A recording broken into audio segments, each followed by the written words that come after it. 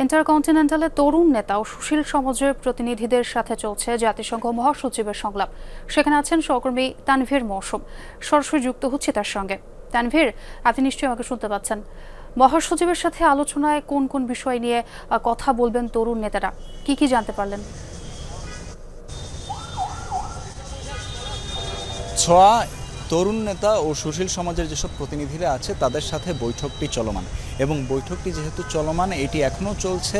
হয়তো এই বৈঠকটি শেষ হলে তখন বৈঠক শেষ হওয়ার পর সাংবাদিকদের সাথে বৈঠকে যে সকল প্রতিনিধিরা অংশ নিয়েছিলেন, তরুণ সমাজের যারা এই বৈঠকে যারা ছিল সবাই হয়তো তারা পরবর্তীতে এই বৈঠক শেষ করার পর সাংবাদিকদের সাথে এসে কথা বলবে। তবে এই মুহূর্তে বৈঠকটি চলমান এবং রাজনৈতিক দলের প্রতিনিধি যারা ছিলেন, বিভিন্ন রাজনৈতিক দল যারা জাতিসংঘ মহাসচিবের সাথে বৈঠক করেছেন, তারা আসলে কথা বলার পর এখন পর্যন্ত গণমাধ্যম কর্মীদের সাথে কিন্তু আর কেউ কথা বলেনি।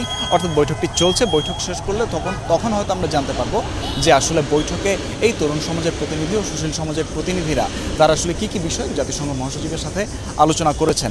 তবে এর আগে আমরা দেখেছি যে রাজনৈতিক দলের নেতারা যারা রয়েছেন, রাজনৈতিক দলের প্রতিনিধিরা তারাও কিন্তু এসেছেন, কথা বলেছেন এবং তারা পরবর্তীতে এসে বৈঠক শেষ করার পর তারা কিন্তু গণমাধ্যম কর্মীদের সাথে কথা বলেন।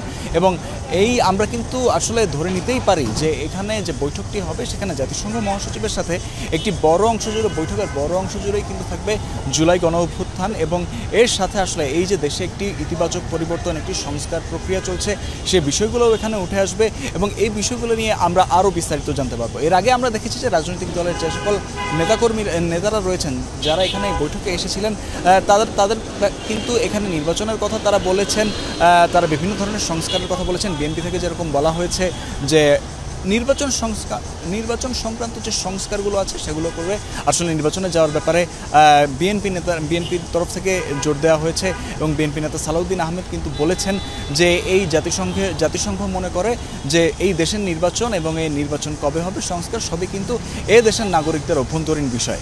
ছোঁয়া, ধন্যবাদ তানভীর আপনাকে।